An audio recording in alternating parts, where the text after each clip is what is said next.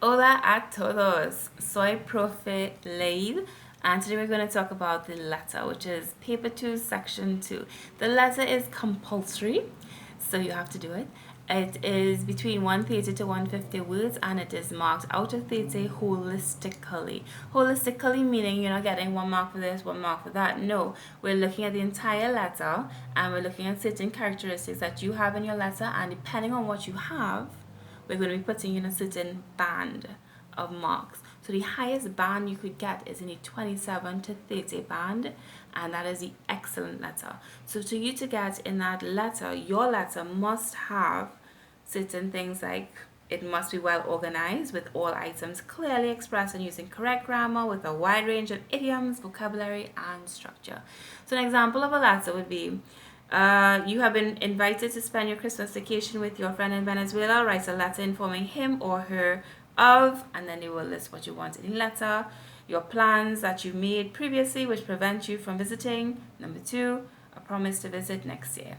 So the most obvious thing that you need to do to get in that excellent band is to give them what they want.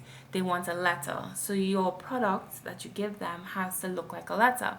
It must have a date, salutation, and a closing, as well as the body of the letter. So we're not marking who wrote the letter, the address of the person, we're marking from the date. So to write your date, the most accepted format of writing your date in CXC is a number for the 23, for example, 23rd of July 2014.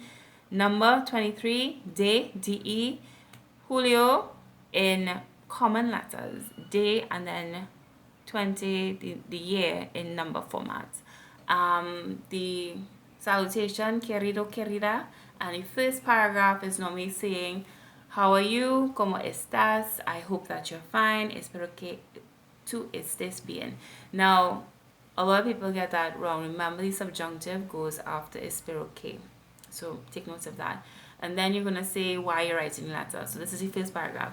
I'm writing this letter to tell you, I'm writing to inform you about, estoy escribiendo esta carta para informarte de, and then you start saying what is your reason for the letter, about the Christmas vacation, for example, and then you start each other paragraph depending on what items they wanted you to include. So once you have all the items they asked you to include, including the format of the letter, you're on your way. So you're also looking at spelling. So when you finish writing the letter, go back and check your spelling, because it's an error if you spell it wrong. So make sure you go over that, put your accents where they're supposed to be, for example, or you'll get a spelling error, and stay within the word limit. They give you a word limit for a reason. If you have written less or more, you will be penalized. You'll be put in a lower bracket, for example. You could be. You also need to know, obviously, your vocabulary and grammar. In recent years, I realized they keep the letters that they're asking for are about events or vacations that took place in the past. So knowing vocabulary related to events, for example, to perform, the musician, theater, or cinema, or something like that.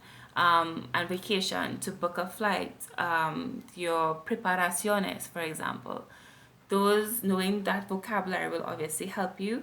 And the grammar, as we're talking about things that happened in the past, so you need to know the imperfect and the preterite, definitely, for your letter. And normally they would ask you, what are your plans for the future? So that's this future tense. So those are the 3 most used tenses in the letter format recently. And the most important thing I would like to add is to write legibly, please, because if you write something and the examiner doesn't understand what you're writing, then they might put a spelling error when it's not supposed to be a spelling error, and it might make you lose a mark that you should not be losing. So write clear enough so that no one can say that you wrote something else, and that's it.